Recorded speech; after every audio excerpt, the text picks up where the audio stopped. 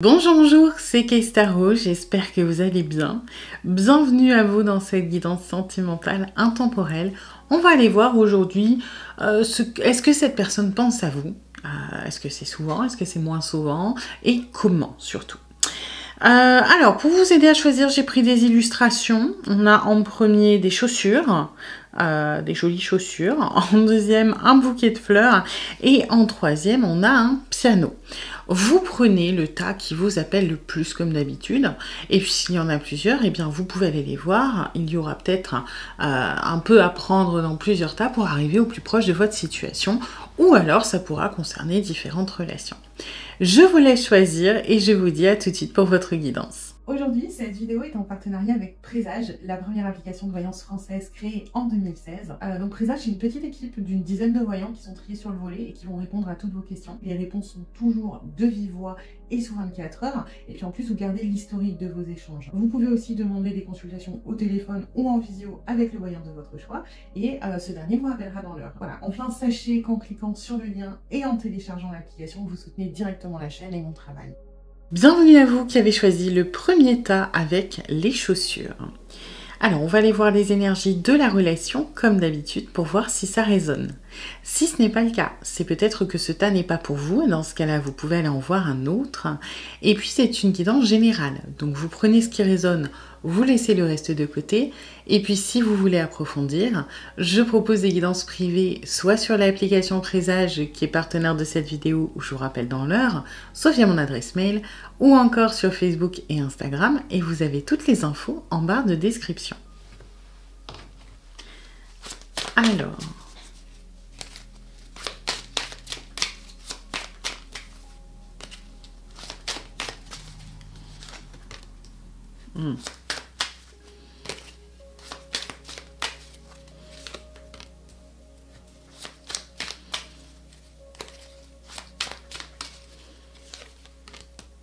Ok.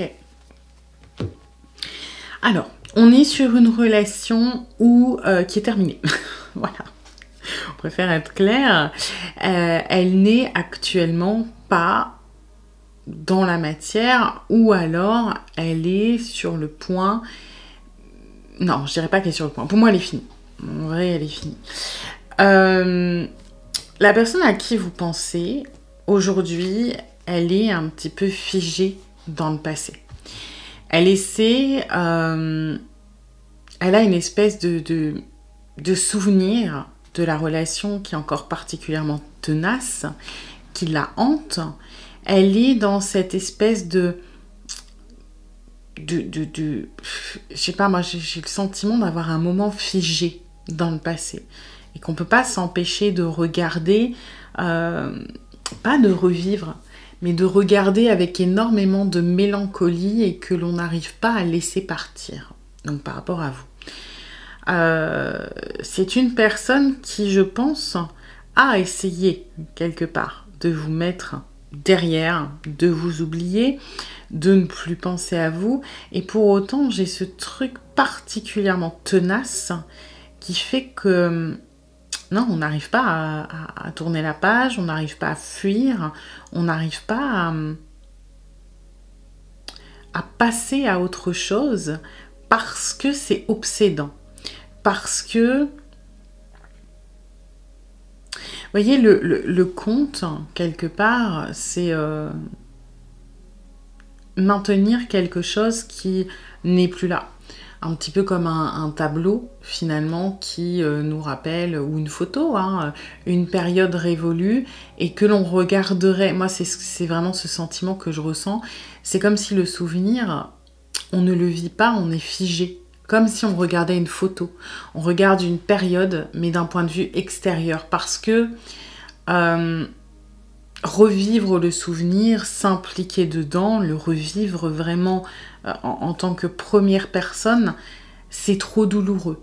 Ça remue trop de choses.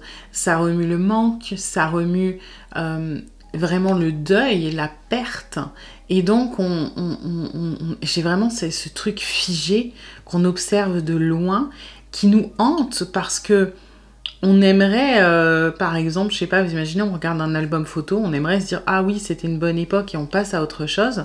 Sauf qu'on se fait absorber par le truc et il y a ce truc très, très tenace, un peu pesant quand même, hein, quelque part, de j'ai vécu ça. Et il n'y a pas vraiment de c'était bien, c'était pas bien, etc. C'est qu'il y a un tel. Je sais pas comment expliquer ça, un tel. Comme une boule d'émotion qui est retenue à l'intérieur que.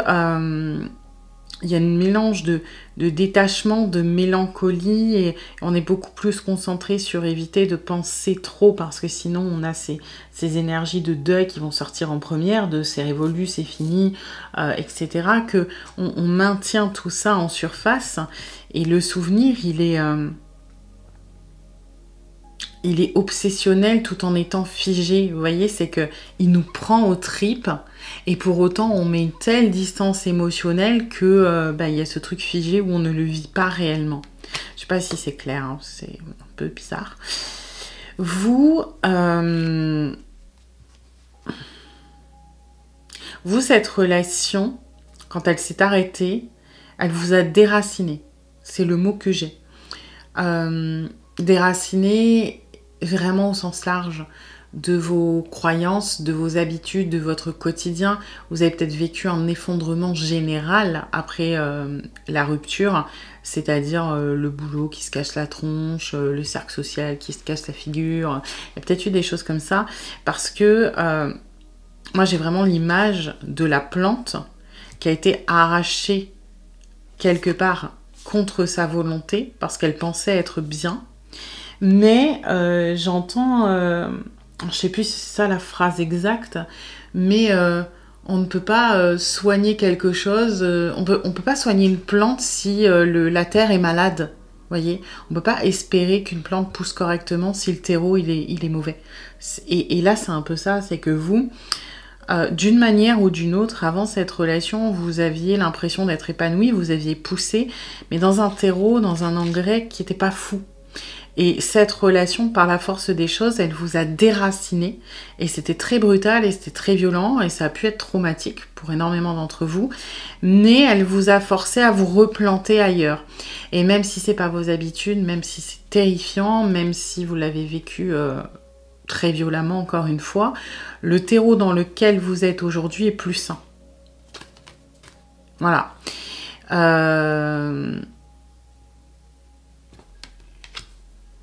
Ce que j'ai de manière générale, alors, si ça résonne pour vous, vous prenez, sinon vous mettez de côté, il y a peut-être un lien flamme jumelle, lien karmique, âme sœur, contrat d'âme, peu importe comment vous l'appelez, si ça résonne pour vous, là on peut être en plein dedans. Le but de cette relation, vous avez déjà les retombées, même si c'est pas évident, c'est cette espèce d'ouroboros, c'est-à-dire la régénération, le renouveau, l'évolution. Vous voyez, c'est une énergie qui est très belle et qui est très forte. L'ouroboros, quand il est bien aspecté, on a ce cycle infini, on a cette évolution, on a alors, ça fait très scorpion de dire ça, mais on meurt pour mieux renaître, vous voyez. Et c'est ce qu'elle vous a apporté, cette relation. Vous, de manière brutale, vous n'avez pas le choix. Et même si j'ai l'impression que vous avez peur du retour de cette personne, vous en avez autant envie, ou vous pensez autant à lui ou à elle avec amour, avec envie de le ou la retrouver, que vous en avez peur. Parce que, encore une fois, ça a été vraiment très très violent pour vous. Et puis, quelque part, j'ai l'impression qu'aussi que maintenant vous êtes dans un terreau sain. Peut-être que vous vous rendez compte qu'il y avait des choses qui n'allaient pas trop à l'époque et que vous avez peur de rebasculer dans un terreau, soit un nouveau et juste qu'il soit mieux ou moins bien, ça reste traumatique, soit de retourner peut-être en arrière dans quelque chose de compliqué, parce que ça devait cette personne, elle devait activer des trucs compliqués chez vous. Et cette personne, elle n'en est pas encore au stade de régénération, c'est prévu, là elle est... Disons qu'elle est en train d'y faire face. J'ai l'impression qu'elle a fui pendant longtemps et que là, le souvenir, on est vraiment sur quelque chose qui le ou la hante, réellement. Hein. Donc voilà. Ok. Alors, Allez voir du coup si... Bon, je pense, spoiler alerte, c'était dans l'intro, là pour le coup, des énergies. Cette personne, elle pense à vous. Hein. Beaucoup, énormément, de manière obsessionnelle, de manière tenace. C'est ça le ou la hante réellement. Donc oui, cette personne, elle pense énormément à vous. Maintenant, on va peut-être aller... peut-être intéressant de voir comment. Du coup, est-ce que c'est anxiogène? Est-ce que c'est bien vécu? On va voir. Ok. On pense beaucoup à vous. Alors, ce que je vous disais, c'est qu'on essaie d'éviter ses propres émotions, son propre émotionnel, parce qu'il est très compliqué. La personne là à qui vous pensez, votre sujet est très sensible. Votre sujet, on essaie de l'anesthésier, on essaie de le refouler, on essaie de l'enfouir. Bon, ça marche pas. Hein, on est d'accord, mais on va essayer du coup, à défaut, si on n'arrive pas à ne pas penser à vous, parce que c'est plus fort que nous, parce que ça vient, ça s'impose à nous, on va essayer de retirer l'émotionnel, ou du moins de mettre une certaine barrière dans ce qui nous concerne de notre émotionnel à nous. Vous allez voir, c'est pourquoi je dis ça, parce que ce roi de coupe, il va parler de ce que l'on projette sur vous, de ce que l'on ressent de vous, pour vous. C'est-à-dire qu'on va aller regarder à l'intérieur de vous, on va aller projeter qu'est-ce que vous pouvez ressentir, qu'est-ce que vous pouvez penser, comment vous allez, mais en regardant chez vous, on évite de regarder chez soi. Donc la personne pense beaucoup à vous et quand ça s'impose à son esprit, plutôt que de se dire qu'est-ce que moi je ressens, est-ce que moi ça me fait de la peine, est-ce que moi je regrette, est-ce que ça m'angoisse, on va aller penser à vous. Donc on va se dire comment il ou elle va. J'espère que ça va bien pour lui ou pour elle. J'espère que il ou elle est heureux. J'espère que il ou elle n'a pas trop souffert de notre histoire, de notre séparation. Vous voyez, on va être énormément, ce roi de coupe, il va être énormément tourné vers les autres. Il va pas être parasité parce que un roi de coupe, on va dire plus on va monter dans les suites, plus on va maîtriser l'élément dans lequel on est. C'est-à-dire que un valet de coupe, ça va être un enfant avec son émotionnel. Donc, de manière bien aspectée, ça peut être très pur, très naïf, ça peut être de l'amour inconditionnel. Par contre, ça peut être parfois un peu immature. Ça peut faire des caprices, ça peut être susceptible, etc. Un cavalier de coupe, ça va être plutôt l'adolescence. Donc, ça va être la séduction. J'ai envie de plaire, j'ai envie de séduire, positivement ou négativement. Hein. Ça peut être, j'ai envie de la faire à l'envers parce que j'ai de l'ego. Comme ça peut être, cette personne me plaît, j'ai envie de sortir le grand jeu. La reine de coupe, elle maîtrise encore mieux son émotionnel, mais elle peut parfois se faire submerger par son émotionnel, par ses peurs, par ses angoisses, c'est-à-dire j'aime cette personne, donc je l'aime tellement, que je veux tellement son bonheur que je vais être dans le sacrifice. Ou alors, je sais pas comment m'en sortir, donc je vais être dans la manipulation émotionnelle. Le roi de coupe, parce que c'est le roi, il ne se fait pas déborder par son émotionnel. Il est en maîtrise, il n'est pas en contrôle, il est en maîtrise. Donc, là, ce roi de coupe, on pense à vous avec énormément d'amour, avec énormément d'empathie. J'ai de l'amour inconditionnel, hein. On vous veut le meilleur, on vous souhaite le meilleur, mais on va mettre, grâce à cette maîtrise, on va pas être parasité. C'est-à-dire que, bien sûr que oui, parfois on va avoir des élans de culpabilité, de remords, de regrets, etc. Mais dans la mesure du possible, on va essayer de garder une certaine distance, recevoir l'information et la maîtriser. Donc on va essayer de rester dans le positif. J'espère que il ou elle va bien. J'espère que il ou elle est heureux. Voilà, c'est surtout ça. Mais ça, c'est quand on est en maîtrise. À mon avis, c'est pas tout le temps le cas.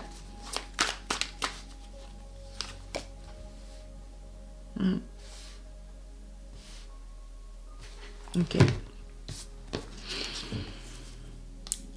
Ce monde, je le ressens vraiment comme une unité. C'est-à-dire que j'entends complétude. Quand on pense à vous, on peut vous sentir. On peut vous sentir votre présence, sentir potentiellement votre amour si vous en envoyez. On ressent peut-être aussi quand vous n'allez pas bien. Ça doit pouvoir nous parasiter. En fait, ce que je ressens, c'est qu'il y a des moments fugaces, hein, parce que on ne le maîtrise pas ou parce qu'on va essayer de le chasser. Il y a certains moments quand on pense à vous, je sais pas, peut-être que vous pensez à cette personne en même temps, mais il y a une espèce de connexion où on a l'impression de n'être qu'un. On a l'impression d'être complet ou complète, on a l'impression d'être à notre place, on a l'impression d'être aligné. Et je dis c'est des moments fugaces parce que c'est des moments de grâce qui sont assez rares, parce que c'est des moments où on va pas être parasité par nos peurs, par nos angoisses, par notre douleur. On va juste être dans l'instant T de on vous ressent, on se ressent soi-même. Et ça donne une espèce de complétude, d'unité qui est très très belle. Ça reste rare, parce que la plupart du temps, soit ce moment va vite basculer dans l'angoisse et la peur, soit il va être chassé parce qu'on a une espèce d'ego sous-estimation qui fait que non, j'ai pas le droit à ça. J'ai perdu ça, c'est trop tard, je rejette. Voilà.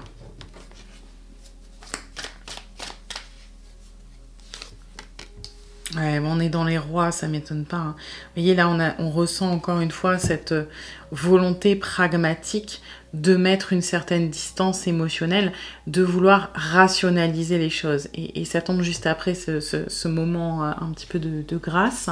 C'est que ça peut être, voilà, il y a un moment d'unité, un moment où on se sent complet, où on se sent entier. Et finalement, tout de suite après, on va rationaliser les choses. Oui, mais il ou elle n'est pas là. Oui, mais notre histoire est terminée. Oui, mais j'ai fait ci. Oui, mais j'ai fait ça. Oui, mais ça ne reprendra pas, etc. Il n'y a pas... ce qui me surprend un peu, mais moi je le prends comme une espèce de fuite émotionnelle et vraiment une protection, je sens une sorte d'anesthésie, c'est que, je sais pas comment vous expliquer, je sens tellement d'amour à l'intérieur et aussi tellement de peur, tellement d'angoisse, y a un émotionnel qui est très riche à l'intérieur, qui est aussi très chaotique, et pour autant de ce que je canalise dans la guidance, c'est très carré, c'est très ordonné, c'est un peu froid, parce que j'ai l'impression c'est ce que je vous disais, c'est le truc qui m'a marqué là, cette photographie, ce truc figé. On rentre pas dans le souvenir, on le regarde et ça nous affecte profondément, mais comme s'il y avait une soupape de sécurité, on se bloque, on est anesthésié, on est détaché. Mais c'est un faux détachement. Et là, c'est ce qu'on a quand on pense à vous, il y a ce truc un peu détaché, pragmatique. On met une distance émotionnelle pour se protéger.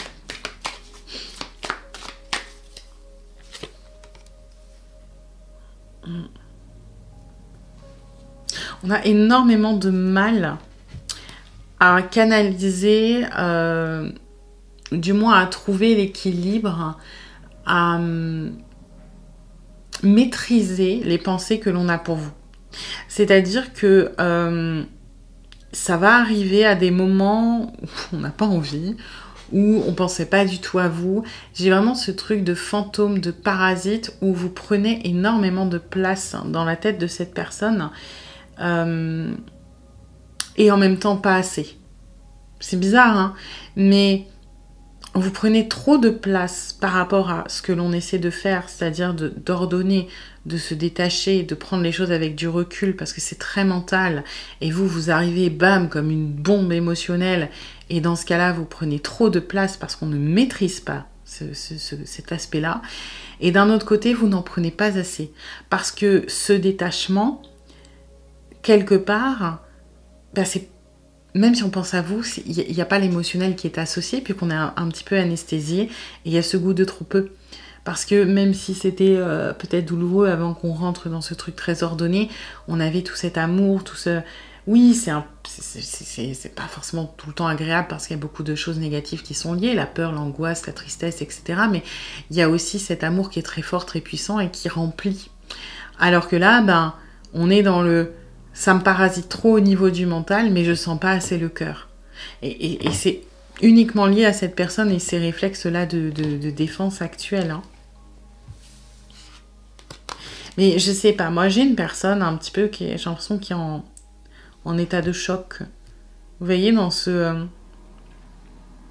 j'ai vraiment un état de choc, de sidération quand vous vivez quelque chose de très traumatique, par exemple, et que vous savez à l'intérieur que vous êtes effondré, mais que vous ne ressentez rien à l'extérieur. Vous voyez que vous vous sentez anesthésié, complètement détaché, et que vous vous dites « Ok, c'est pas normal ».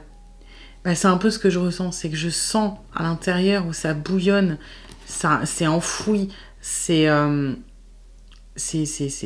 très très très riche, mais cette espèce de détachement qui n'est pas, c'est pas du contrôle, hein, c'est pas la personne qui vous enfouit, c'est vraiment une sécurité, quoi. C'est comme ça. Donc peut-être que cette personne, elle vit des choses un peu compliquées en ce moment pour être dans cet état-là. Hein. Ok. Ouais, ça me confirme un petit peu parce que j'ai l'impression qu'on pense à vous. Alors, c'est vite coupé. Je sais pas comment expliquer ça. C'est vite tué dans l'œuf, mais on a une espèce de réflexe de si ça va pas, on pense à vous. Parce que vous êtes source de réconfort, d'espoir. Peut-être que vous avez aidé cette personne dans le passé. Vous êtes comme un réflexe au niveau du système nerveux. On va pas bien, on pense à vous. Peut-être parce qu'on a envie de vous en parler, on veut votre soutien, peu importe. Parce qu'on a une extrême confiance en vous. Et pour autant, comme ça va toucher la part émotionnelle, tout de suite après, c'est effacé, quoi. Tout de suite après, c'est ok, non, c'est bon. Mais on peut avoir le genre de pensée de qu'est-ce que il ou elle ferait ou qu'est-ce que il ou elle me dirait. Même si c'est pas poussé plus que ça parce qu'on est toujours dans ce détachement.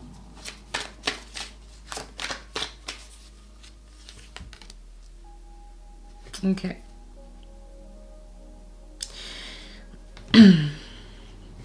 On a vraiment cette énergie très... pas aléatoire, mais très inconstante hein, sur les pensées. Et vous voyez, moi là, cette rouge, je la sens vraiment... c'est un peu comme l'Ouroboros. Hein. Et c'est la phrase que j'ai dit qui est très scorpion. On meurt pour mieux renaître. Et là, j'ai vraiment cette énergie-là. C'est que quand on pense à vous, par exemple, on va être dans un bon mood. Et parce que c'est quelque chose de compliqué, au bout d'un moment, ce détachement, peut-être qui s'affaiblit, ça va nous emmener vers le bas. Mais parce que vous êtes censé être...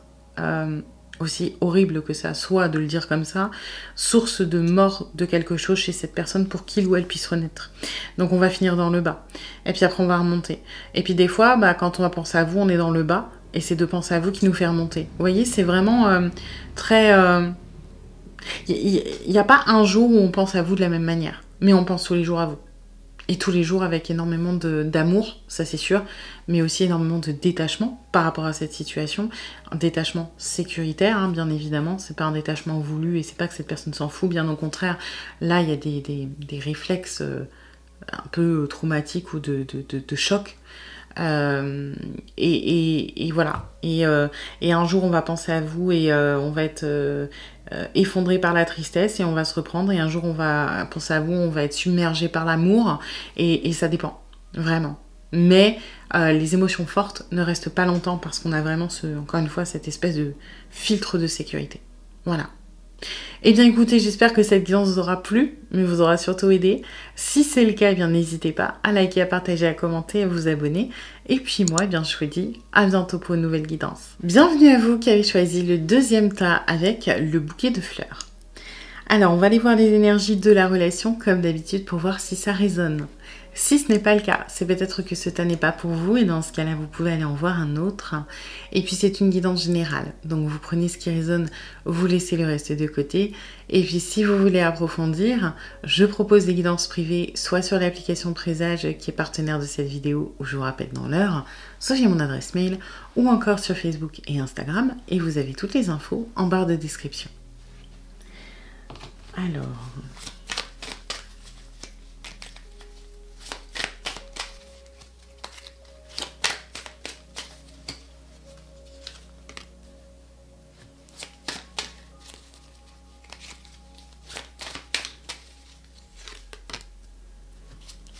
Ok.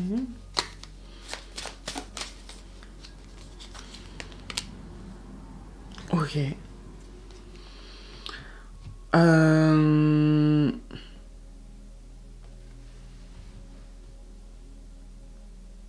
Ok. Je suis un peu... je suis un peu perturbée parce que je canalise un truc mais tellement spécifique que je me dis pragmatiquement c'est pas... Enfin, c'est trop précis. Alors, si ça résonne, tant mieux, jackpot, c'est le tas pour vous. Sinon, à prendre un peu plus large. Mais pour certains d'entre vous, on parle d'un lien familial. Alors, ça peut être, attention, vous avez un crush sur la meilleure amie de, je sais, ou le meilleur ami de votre frère ou de votre sœur. Ça compte comme du familial. Ça peut être le cousin où il n'y a pas lien de sang, ou la cousine. Ok, ça peut être, vous voyez, il y a un truc comme ça, je sais pas pourquoi, qui est lié au familial. Ok, ça peut être, je sais pas moi, vous êtes, ouais, vous avez un crush de quelqu'un et vous vous rendez compte que il y a un lien avec. Alors, ça peut concerner le social très très proche aussi, c'est-à-dire frère ou sœur de votre meilleur ami, chose comme ça. Mais voilà. Si ça résonne pour vous, le taille pour vous, parce que c'est quand même très très spécifique ce que je reçois.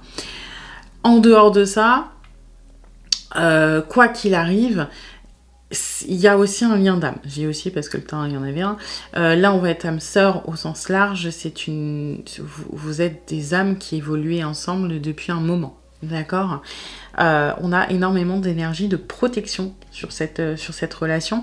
On a le séraphin qui est directement sur vous, qui va parler de protection, mais qui va parler aussi quelque part qui peut parler de destin. Pour moi, il y a un truc là, âme sœur, contrat d'âme, il y a un truc. Mais vous voyez le point commun entre l'âme sœur et le contrat d'âme, c'est que l'âme sœur, elle va évoluer avec vous. Mais quelque part, il y a souvent des contrats d'âme entre les âmes sœurs au sens large. C'est-à-dire que peut-être que cette personne, elle est venue vous enseigner quelque chose dans cette vie et que vous êtes venu lui enseigner quelque chose. Peut-être que vous vous êtes dit avant l'incarnation de bah moi écoute, voilà, c'est moche mais je vais t'apprendre la trahison. Et puis toi, bah c'est moche mais tu vas bien taper sur ma blessure d'abandon. Voilà. Alors après, est-ce qu'il y a un happy end ou pas ?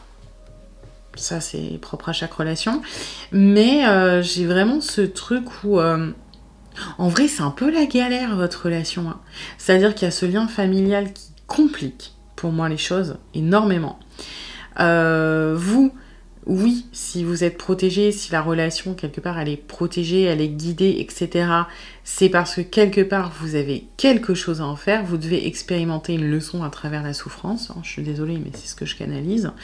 Après, on a cet ordre de vie qui est très très très positif, parce que pour moi il parle de la finalité, il parle pas de l'état actuel de cette relation, il parle de la finalité. La finalité, elle est dans l'abondance, la finalité, elle est dans la bénédiction, elle est dans la prospérité, elle est dans...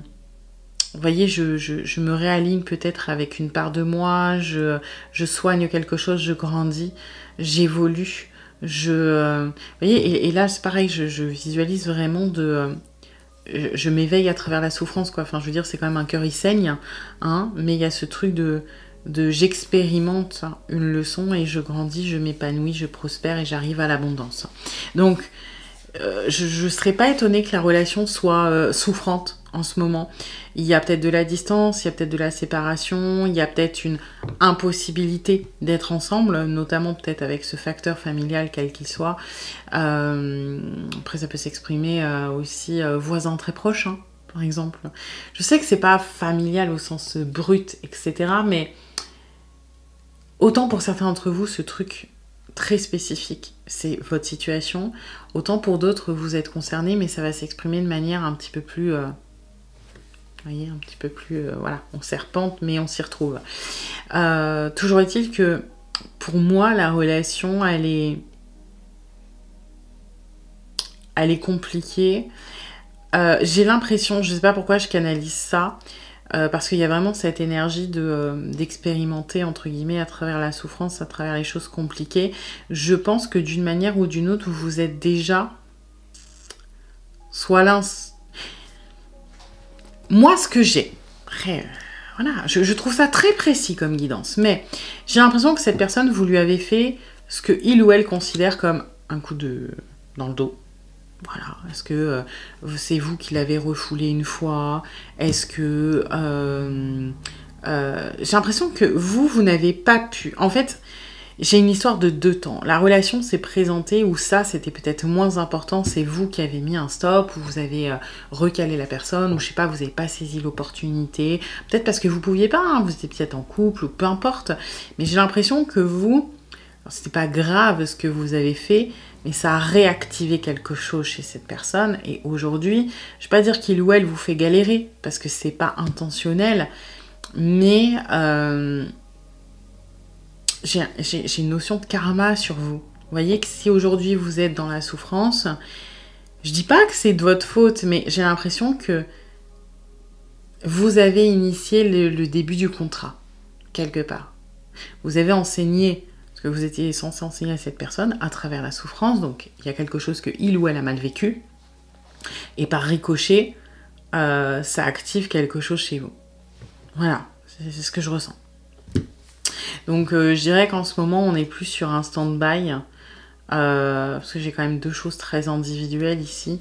Donc peut-être une impossibilité dans la relation qui est pragmatique. Ça peut être aussi, vous avez dit non à cette personne pour X ou Y raison, et aujourd'hui, alors que vous aimeriez que cette personne, elle dise oui, et ben il ou elle est resté sur le non, quoi.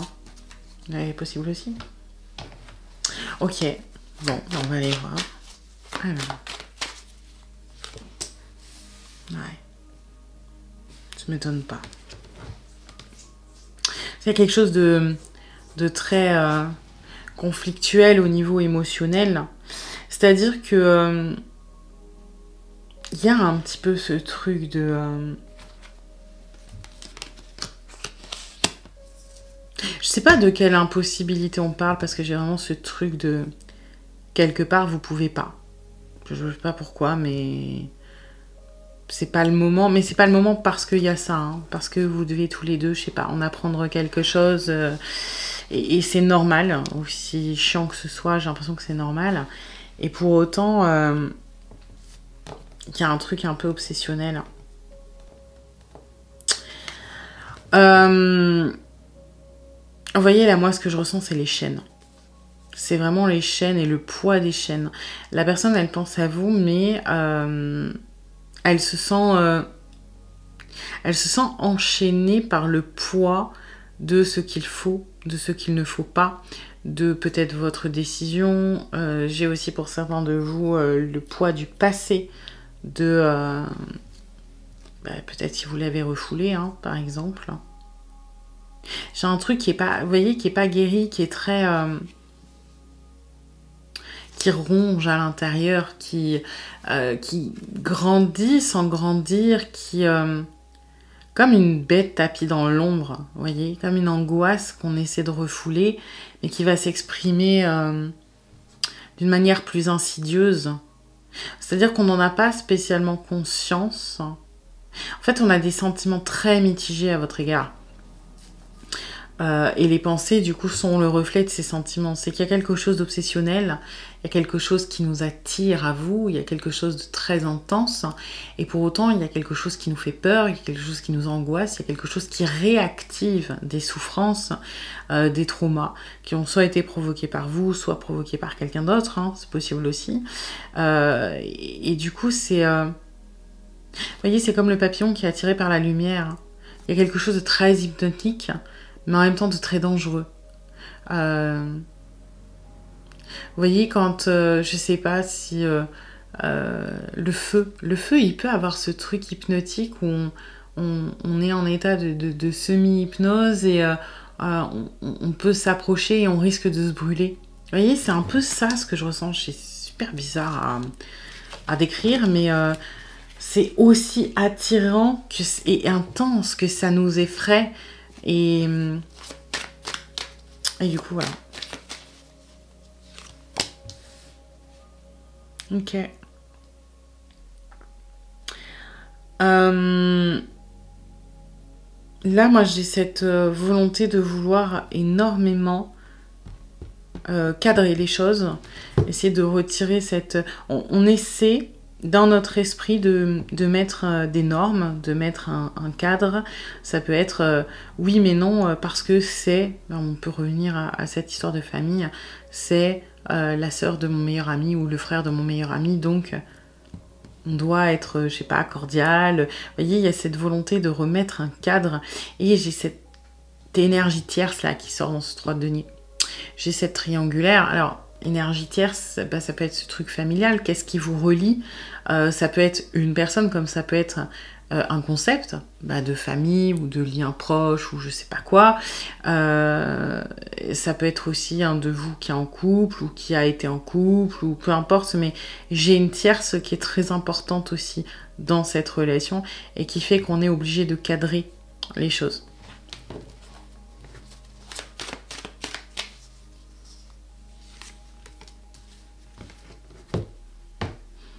Ok. Alors,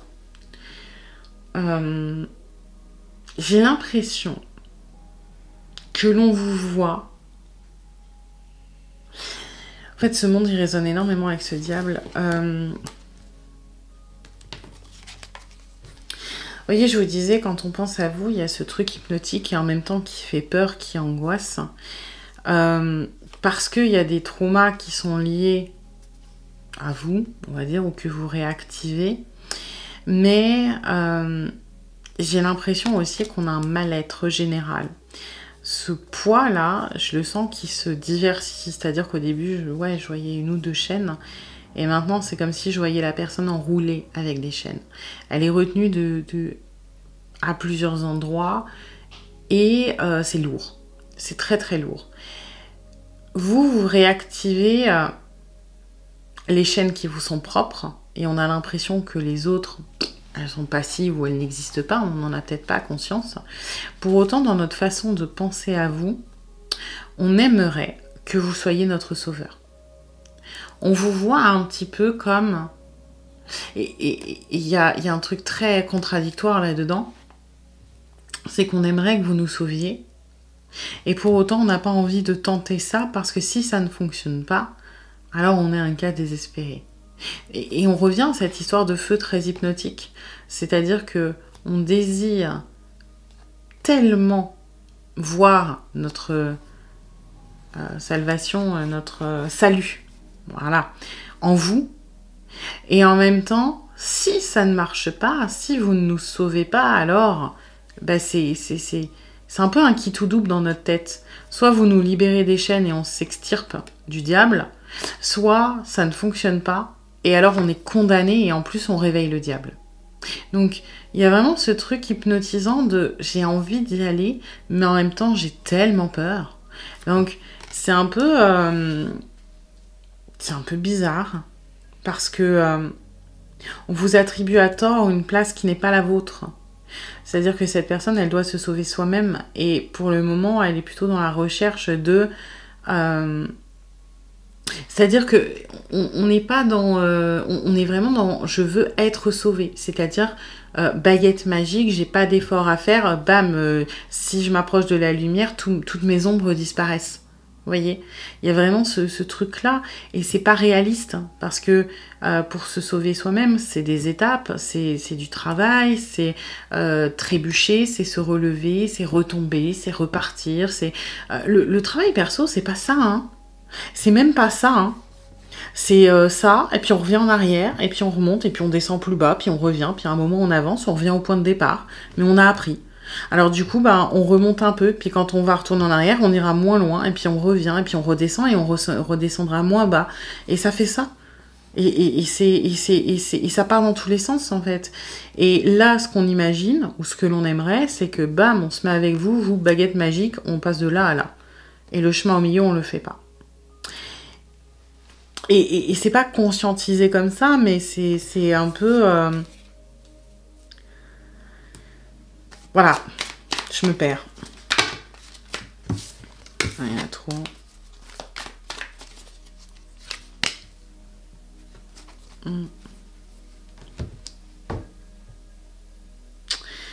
Ouais. J'ai l'impression que... on a tendance... En fait, cette guidance, elle ressemble un peu dans les énergies Ota numéro 1, sauf que là, on est beaucoup plus dans l'immaturité émotionnelle. C'est-à-dire que il y a un côté très... je suis submergée et je n'ai tellement pas envie de regarder à l'intérieur de moi, je n'ai tellement pas envie... Bon, ça c'est un peu pareil que le tas 1, mais là ça va être que j'analyse, j'explique, je construis mon histoire autour de vous. C'est-à-dire, vous serez soit le sauveur, soit le bourreau. Parce que là, j'ai une énergie de bourreau dans ce roi de denier. C'est-à-dire que si ça ne fonctionne pas, par exemple, si pour le moment on n'est pas bien, c'est parce qu'à un moment c'était de votre faute. Ou c'est parce que vous n'êtes pas assez comme ci, ou vous êtes trop comme ça. Ou, vous voyez, à chaque fois que ça va provoquer du mal-être, forcément, comme vous êtes le sauveur, comme on a envie de vous voir comme la personne qui peut nous sauver, bah pour que ça soit crédible dans notre argumentaire et dans l'écriture de notre histoire, il faut que vous soyez la cause des malheurs. C'est plus simple. Parce que si on construit une histoire où on se dit, voilà, moi j'ai un trauma, j'ai une blessure de trahison qui date de mon enfance, bah comment vous êtes censé nous sauver de ça? Ah oui, alors peut-être qu'on vous aimera tellement qu'on aura confiance en vous et que ça va guérir par magie. Ouais, mais on peut pas tout expliquer comme ça. Donc c'est plus simple de dire que quelque part, peut-être que notre mal-être, il est en partie dû à vous. Parce que vous avez fait ci, parce que vous êtes comme ça. Et comme ça, bah, finalement, soit, en fait, si on va potentiellement bien, ce sera grâce à nous, mais parce que vous nous aurez sauvés. Soit, si on va mal, ce sera à cause de vous. Et il y a vraiment cette énergie de, quand on pense à vous, c'est pareil, c'est très fluctuant. Parfois, il peut y avoir de la colère parce qu'on ne maîtrise pas notre émotionnel, parce qu'on se sent attiré, parce qu'on pense à vous. Et on va avoir de la colère contre vous. C'est de votre faute. C'est parce que vous nous avez écrit, c'est parce que vous ne nous laissez pas tranquilles, c'est parce que si, c'est parce que ça, c'est parce que... vous nous avez souhaité notre anniversaire, vous auriez pas dû, ça se fait pas. Vous voyez, c'est qu'on va retourner les choses contre vous. Et pour autant, bah, à des moments, ça va être complètement l'inverse. Quand on pense à vous, ça va être... on aimerait pouvoir... Mais attention, on se mouille pas. Hein, parce qu'on risquerait de se confronter à ça fonctionne pas. Ah, vous pourriez être l'homme ou la femme de notre vie. Vous pourriez nous... Ça irait tellement mieux avec vous. On serait heureux, on serait épanoui. On serait dans l'abondance. Nos problèmes financiers iraient mieux. Notre carrière irait mieux. On serait pas emmerdé par-ci, par ça. Et finalement, on vit beaucoup plus dans une projection de toutes nos choses que dans le lien. Alors, je dis pas que cette personne ne tient pas à vous. C'est faux. Mais vous servez énormément d'exutoire pour le moment. Ouais. Mais parce qu'il y a un vide là, je sais pas pourquoi votre relation est bloquée actuellement, mais il y a une espèce de vide qu'on essaie de remplir par le contrôle, qu'on essaie de remplir sur des facteurs sur lesquels on peut influer, sur des choses sur lesquelles on a des leviers d'action. Donc, si vous êtes le méchant ou la méchante, ou si vous êtes le sauveur ou la sauveuse, on a des solutions. On a des argumentaires, on a des raisons, on a des conséquences, on a des choses que l'on a l'impression de maîtriser. Alors que juste se dire, bah, je sais pas, on peut pas être ensemble parce que c'est la vie et peut-être un jour, peut-être plus tard, ou je sais pas quoi, et ben ça nous donne une sensation de flou, une sensation de non-maîtrise que l'on n'aime pas.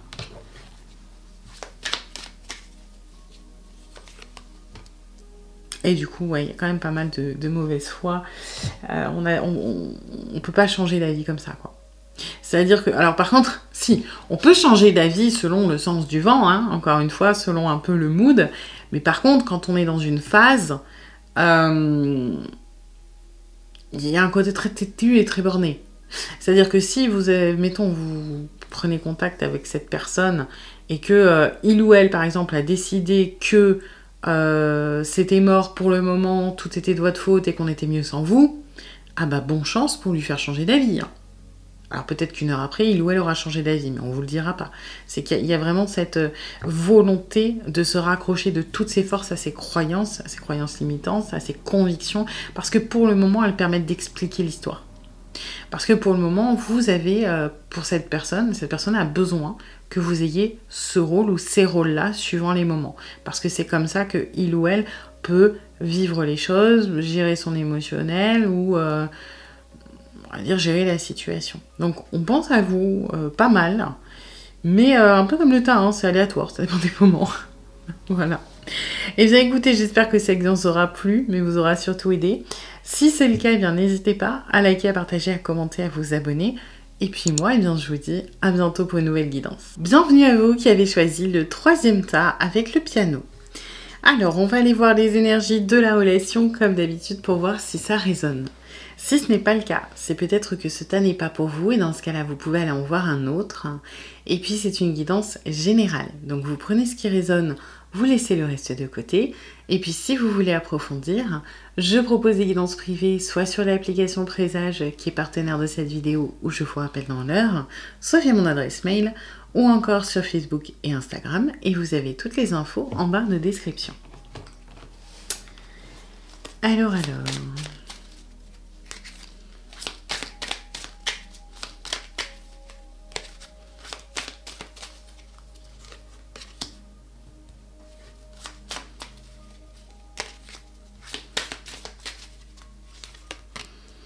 Ok.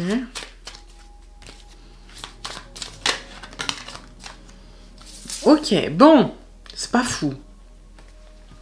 Alors, on est dans une impasse, d'accord ? La personne à qui vous pensez, elle est un peu perdue, ok ?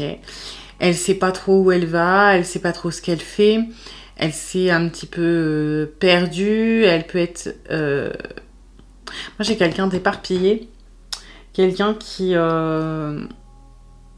C'est pas qu'il ou elle ne sait pas ce qu'il veut, parce que quelque part, moi, j'ai quand même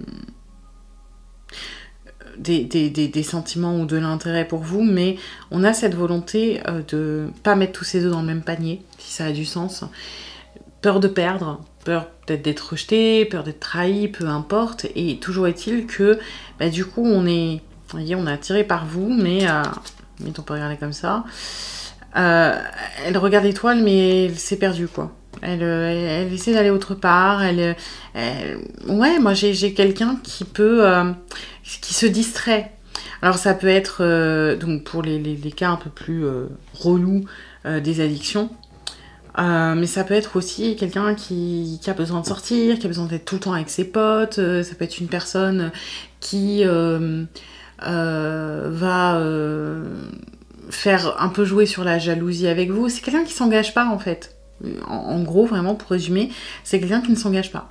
C'est une personne qui maintient un flou qui n'est jamais réellement là. C'est une personne qui ne peut pas s'empêcher de revenir, de peut-être vous chercher, de vous faire des appels de phare, mais dès que vous faites un pas dans sa direction, bam, ça s'éparpille, ça va autre part. Ce qui est très frustrant.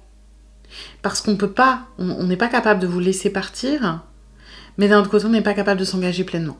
Donc, ça donne ce truc vraiment très très bancal, très dispersé au niveau des intentions, de l'énergie, parce que on met des options un peu partout.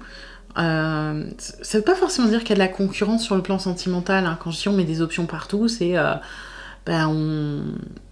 on va avoir du mal à être exclusif dans son temps, dans son intimité, dans sa proximité émotionnelle. Alors je sais que tout de suite ça fait penser à la concurrence de peut-être que cette personne elle drague d'autres femmes ou d'autres hommes, mais c'est pas comme ça. C'est plutôt on va parler en termes de ressources, on parle d'énergie, on va parler de temps. C'est une personne qui va pas être capable de vous donner toute son énergie, tout son temps. En gros. Donc on va éparpiller ces ressources-là. Donc son argent aussi, mais c'est moins... Voilà. Donc c'est une personne qui va investir du temps dans autre chose, qui vous paraît dérisoire, anodin, et que vous pouvez interpréter comme un manque d'intérêt, parce que c'est l'impression que ça donne, mais pour autant c'est quelque chose de plus vital que ça. Ouais, on va dire ça comme ça. On peut faire un parallèle avec le financier. Si demain vous avez 1000 € à placer, bah vous pouvez soit choisir de placer 1000 € sur des trucs à risque, parce que vous êtes considéré comme quelque chose à risque, et oui, il peut y avoir un super jackpot, mais il peut y avoir une perte totale, et dans ce cas-là, vous n'avez plus rien. Soit vous pouvez choisir de placer vos 1000 €, vous passez, je sais pas, suivant à quel point vous avez besoin ou non de cet argent, vous pouvez poser 50% sur un truc à risque, et puis après, le reste, vous allez le diviser entre des trucs un peu plus sécures, quoi. Parce que comme ça, s'il y en a un qui se casse la tronche, vous avez le reste qui est toujours là. Si on a deux qui se cassent la tronche, encore une fois, vous en avez plusieurs, vous voyez. Là, c'est un petit peu ça. On va investir, donc essentiellement le temps, l'énergie, mais du coup aussi parce que pourquoi c'est le temps et l'énergie? Parce que le vrai truc qui nous fait peur, c'est la vulnérabilité, ok? C'est l'intimité émotionnelle, et on va la disperser dans des placements qui sont plus safe que le vôtre, parce que vous, c'est sentimental, donc c'est risqué. Donc, ça peut être les soirées, les amis, ça va être le social au sens large. Le problème, c'est que vous, jusqu'à maintenant, je pense que vous étiez dans un acrobate bien aspecté, c'est-à-dire dans de l'adaptabilité, dans une sorte d'agilité de j'arrive à y trouver mon compte, j'arrive quand cette personne se rapproche à pas y aller trop, à me contenter, c'est mal dit, mais vous voyez, un petit peu à être flexible, à compenser peut-être quelque part. Sauf qu'aujourd'hui, vous arrivez pour moi à une espèce de blocage, c'est-à-dire vous vous sentez réellement impuissant dans la situation. Avant, vous aviez l'impression que, à force de pirouettes, peut-être, et parce que vous avez un talent naturel pour ça dans l'adaptabilité, je pense que vous êtes des personnes qui êtes énormément réceptives aux autres. Ça peut être dans vous lisez très bien les autres, vous les comprenez naturellement. Vous aviez vraiment cette espèce de ok, je comprends que cette personne a besoin d'espace, donc là je vais me retirer un petit peu, ok, là je vais remettre un coup en avant, etc. Et là, le truc c'est que pour moi, vous arrivez à une espèce de vraiment d'impuissance.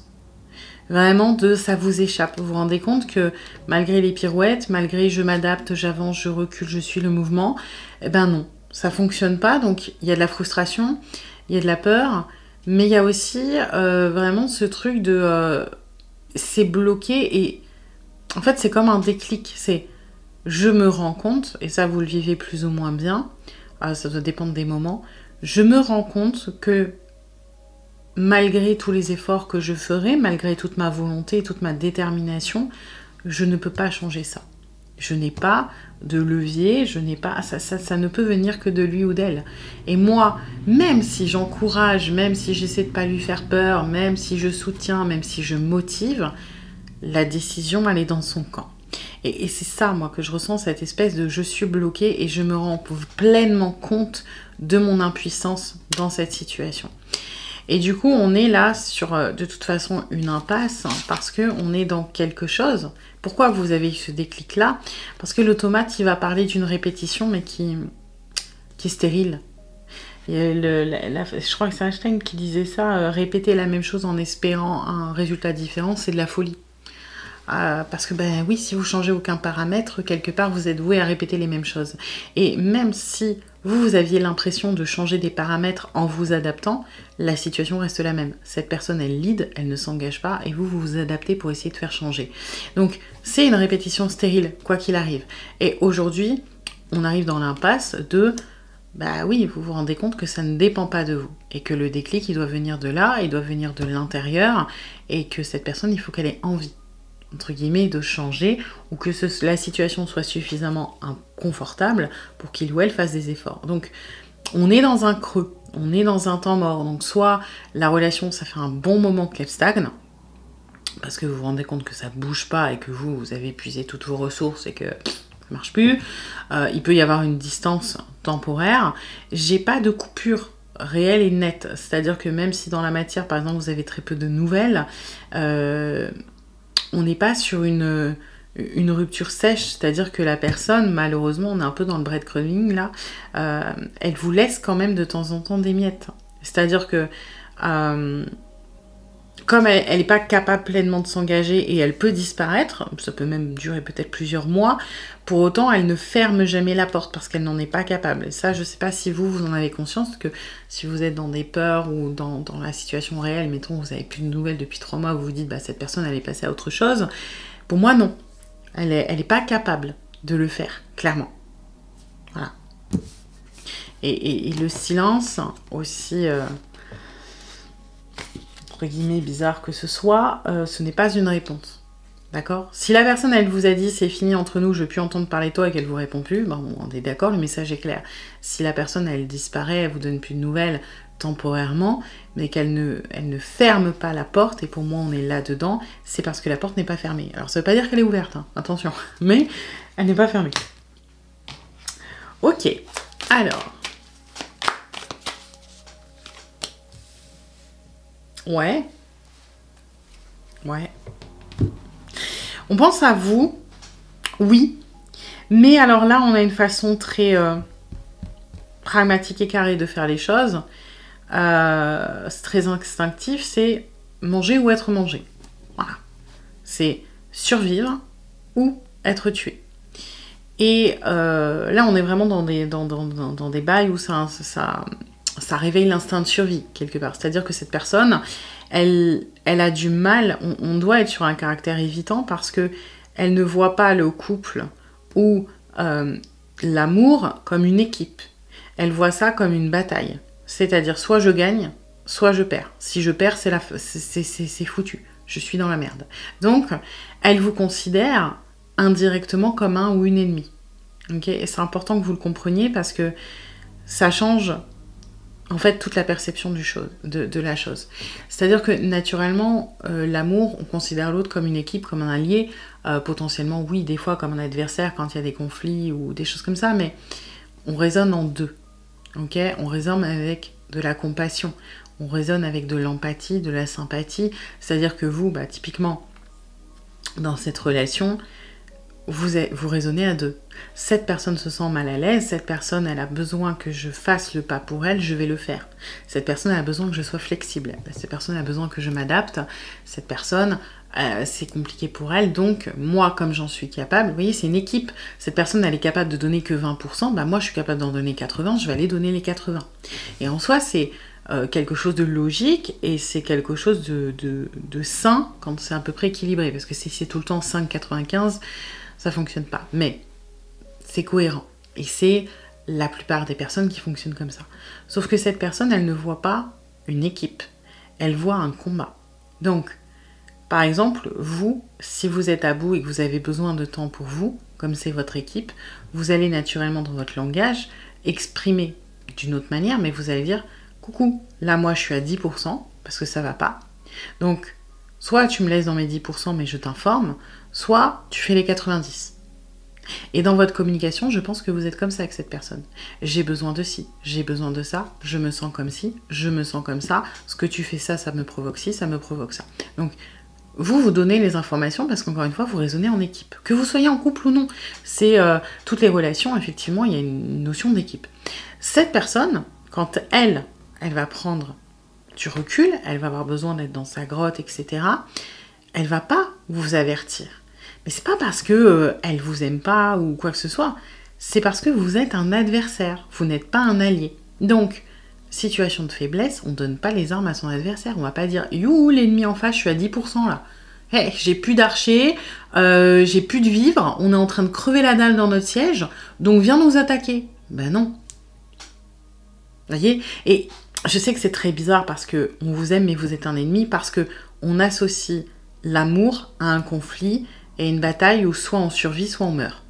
Mais parce qu'il y a des choses qui sont mal passées dans la vie de cette personne et que c'est compliqué pour lui ou pour elle. Donc, quand il est question de se choisir, on se choisit sans aucun état d'âme.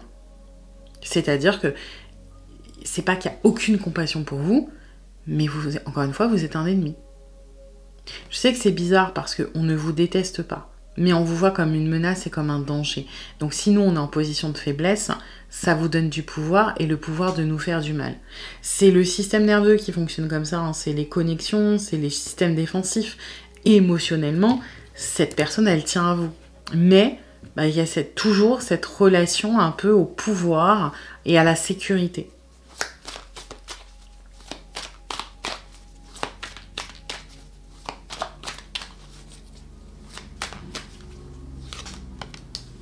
Ouais.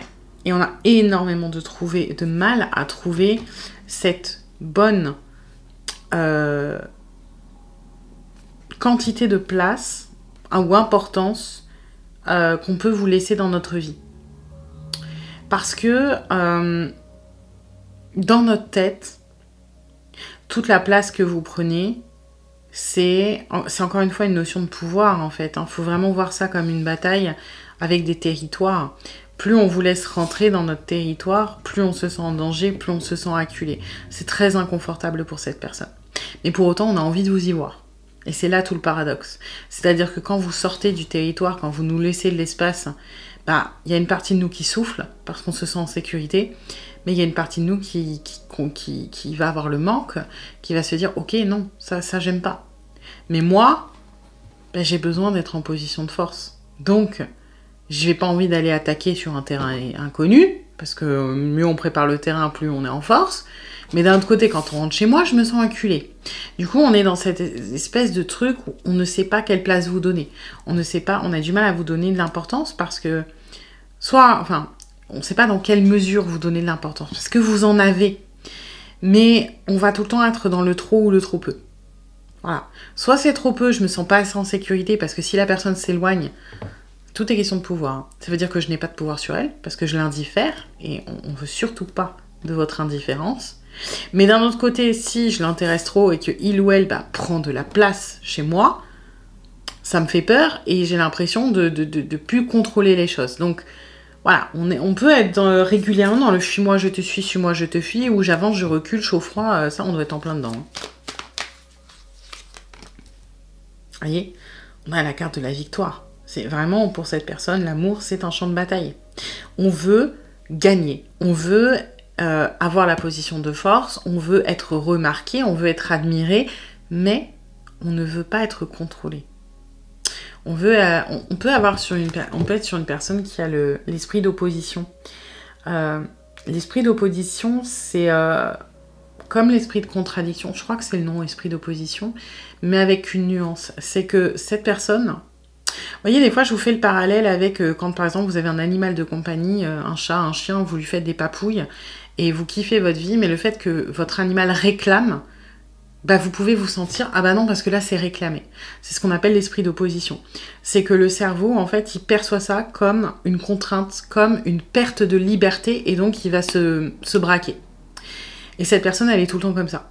C'est-à-dire qu'elle veut votre attention, elle veut que vous vous occupiez d'elle, elle veut votre affection, parce que il ou elle en éprouve pour vous, mais dès que il ou elle va sentir une contrainte, cette personne va avoir le sentiment de perdre sa liberté, donc de perdre sa sécurité, et donc on va rentrer dans cette espèce de coquille, quoi.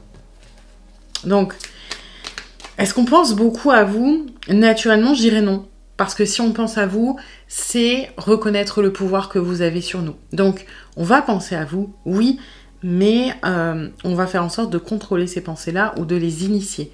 C'est-à-dire... ou de les rationaliser. Par exemple, on va penser à vous parce que vous nous manquez, on va se dire, on va tout de suite avoir un rejet, parce qu'on va voir ça comme une perte de liberté.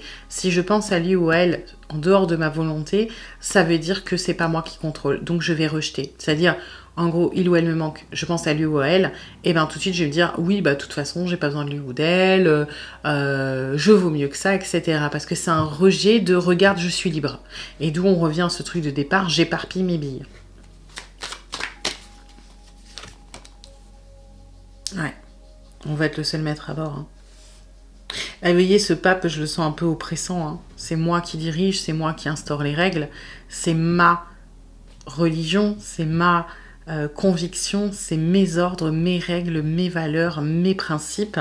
Et tu dois t'y plier parce que je suis tout puissant. C'est moi qui donne le cadre, c'est moi qui donne les ordres, c'est moi qui suis aux commandes. Et il n'y a rien au-dessus de moi. Parce que ce qui est au-dessus de moi, entre guillemets, ce n'est pas dans la matière. C'est Dieu, quoi. Au-dessus du pape, c'est Dieu. Vous voyez, il y a vraiment ce truc de dans la matière, je suis tout puissant.